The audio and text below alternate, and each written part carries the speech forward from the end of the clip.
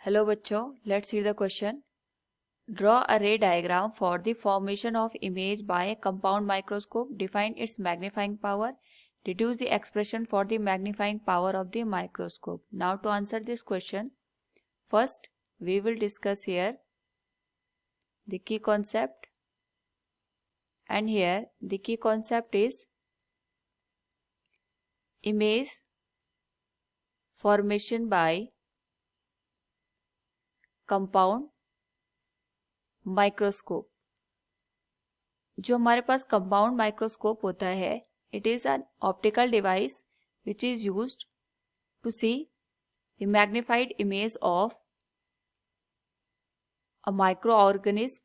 यानी जो हमारे पास माइक्रो साइज के ऑब्जेक्ट्स होते हैं उनको मैग्निफाइड वे में देखने के लिए हम कंपाउंड माइक्रोस्कोप का यूज करते हैं. इसमें हमारे पास दो लेंसेज होते हैं. एक होता है ऑब्जेक्ट लेंस, दूसरा होता है हमारे पास यहाँ पे आई लेंस है. और आई लेंस की साइड आईज को रखा जाता है ताकि जो इमेज है वो हमारे पास यहाँ पे फॉर्म हो पाए. तो इस केस में हमारे पास जो ऑब्जेक्ट लेंस है, इसका जो अपर्चर होता है it is less than the eye lens. हमने यहाँ पे ऑब्जेक्ट को रखा है, इट इज ए बी. तो पहले यहाँ पे जो ऑब्जेक्ट लेंस है ये इमेज फॉर्म करेगा. आफ्टर दैट जो यहाँ पे इमेज बनेगी by the object lens, it will act as an object for the eye lens. और हमें फाइनल इमेज बनेगी with the help of the eye lens. तो सबसे पहले we will draw here the image by the object lens. Now सबसे पहले हम A B object की इमेज फॉर्म करेंगे. तो पहली हमारे पास जो लाइट है, पैरेलल लाइट पास होगी from the focal length of the object lens, जिसको हम FO से दिखा रहे हैं. दूसरी लेंथ पास होगी हमारे पास यहाँ पे ऑप्टिकल सेंटर से. और यहाँ पे जो दोनों लाइट रे है इस वाले पॉइंट पे जाके मीट करेंगे.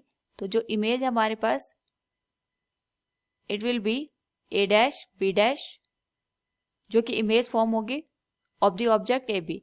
नाउ यहाँ पे जो हमारे पास A dash B dash image बनी है, ये आई लेंस के लिए ऑब्जेक्ट का काम करेगी. और हम यहाँ पे इस तरीके से A डैश B डैश को यहाँ पे सेट करेंगे ताकि जो हमारे पास जो इमेज बनी है ये आई लेंस की फोकल लेंथ के अंदर बने.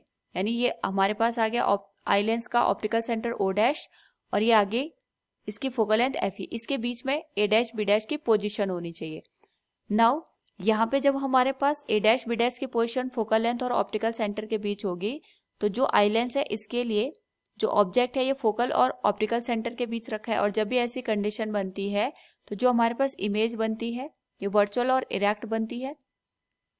It will be like this कि हमारे पास यहाँ तक जो लाइट रेस पहुंचेंगी इनकी पोजीशन हमें यहाँ पे बैकवर्ड डायरेक्शन में आते हुए अपीयर होगी in the straight line like this. और हमारे पास जो फाइनल इमेज बनेगी A double dash B double dash, it will be virtual and erect. तो जो हमें फाइनल इमेज दिखेगी ये मैग्निफाइड दिखेगी as compare to the object.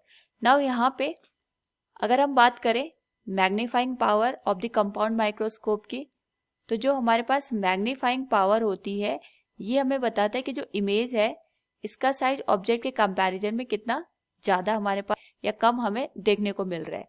तो magnifying power is the ratio of angle made by image with respect to the angle made by object. तो यहाँ पे अगर हम देखें 10 बीटा की value from the given figure, तो यहाँ पे ये एंगल बन रहा है हमारे पास बीटा एंगल. तो इसके लिए height of the image this is A dash B dash, और यहाँ पे ये जो पूरी डिस्टेंस है इसको हम यहाँ पे L कंसिडर कर सकते हैं. So it will B 10 beta equals height of the image divided by L. Equation number first हम इसको लिख सकते हैं. सिमिलरली यहाँ पे अगर ये एंगल बीटा है तो ये वाला एंगल भी हमारे पास यहाँ पे बीटा बन जाएगा. और ये जो पोर्शन है इसको हम यहाँ पे नाम दे देते हैं C D.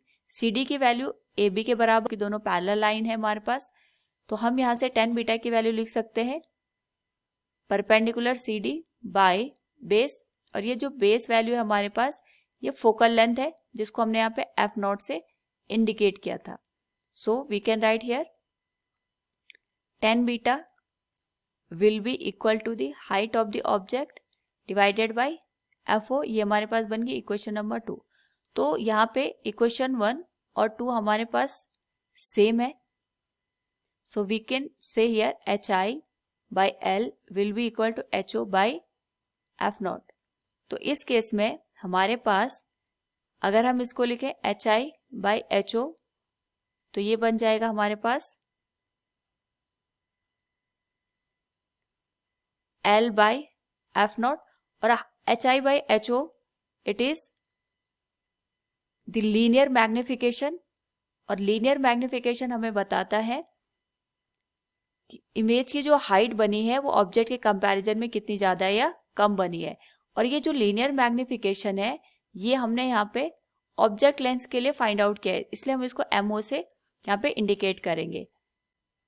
For compound microscope magnifying power is the product of magnification of object lens and I lens.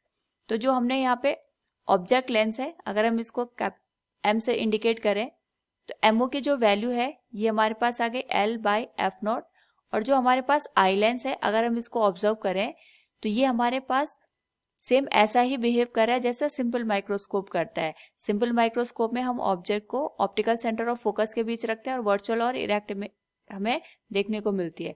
तो इस केस में ME की जो वैल्यू होगी it will B 1 plus D divided by FE। तो ये हमारे पास टोटल मैग्निफिकेशन आ जाएगा of the compound microscope.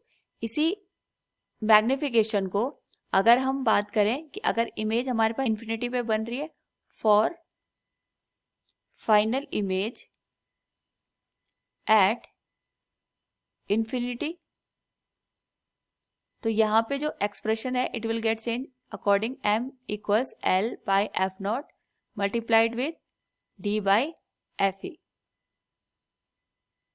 It will be the final magnification. So from the given question we have drawn the ray diagram for the compound microscope and reduce the expression for the magnifying power of the microscope. Hope all you understood it. Thank you and best of luck.